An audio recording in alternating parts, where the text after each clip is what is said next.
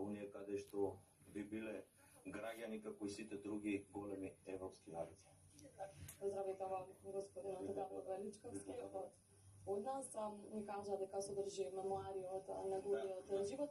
Кој е најзначајниот момент кој што го напиша во оваа книга од неговиот живот? Моментот кога тој неправедно бил осуден, значи борејќи се за државата толку, одејќи гол бос по сите тие планини, моментот кога тој добил покана за да оди на суд, бидејќи за да задоволи нечии фрустрации, кои што биле со желба за власт или сакале да бидат на негово место, а секој пат тој бил на страната на народот и помагал, секој пат се стремел кон тоа да биде она што е правилно. Но кога го видел тоа, тој самиот бил запрепастен, надевајќи дека од најблискиот пријател ќе биде ајде да не речем искодошен, наклеветен и донесен и изведен пред суд пред оние со кои што до вчера заедно војувале за истата таа држава да биде слободна.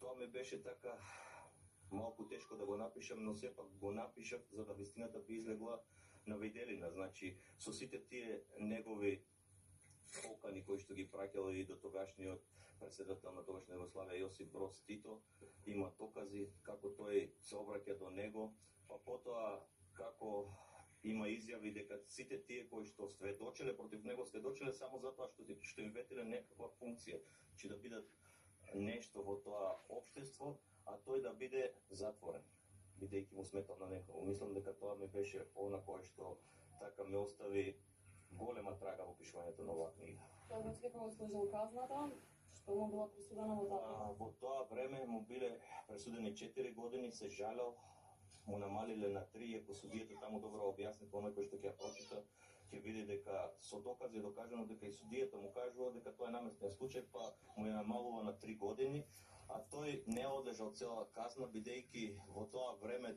дошле некои други закони со кои што тие кои што биле затварани во тоа време така неправедно наклеветени за тогашните задруги, биле ослободени и тој во Скопје тука лежал во Едризово, се сретнал со еден од неговите соборци со кои што заедно учествувале во ослободувањето на Струмица, па и во многу други акции, кои што го прашал дали ти си направил сообраќај на несреќа, малку да се нашалиме, но со тие зборови го прашал, па тука лежиш затвор.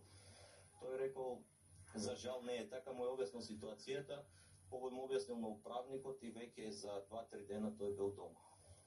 Значи сепак со среќен крај завршува неговата агонија. Како ја прифатија граѓаните оваа книга?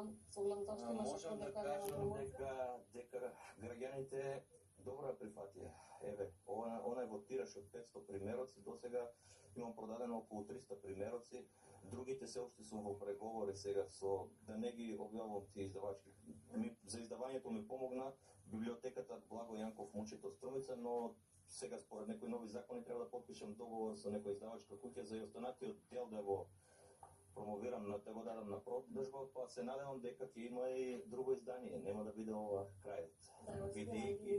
Бидејќи се извинувам, значи се уште има што да се допише во оваа книга, не е завршена.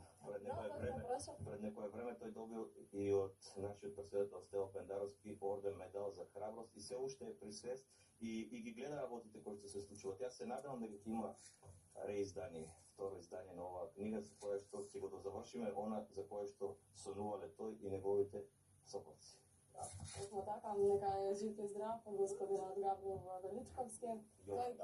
Јован Габриел Величковски, ќе ве прашав како завршува книгата, но дали со тоа... Книгата завршува исто како што ве кажав, со моето видување за него како човек, како личност и за тоа што им порачува на младите, како ние треба да гледаме кон иднината, како треба да му се радуваме на животот и да работиме како што тие ни порачуваат они кои што се избориле за нашата слобода. Тогаш со оваа негова изјава ќе го завршиме и овој разговор. Успех во вас. Ви благодарам, поздрав до гледачите. Мило ме беше.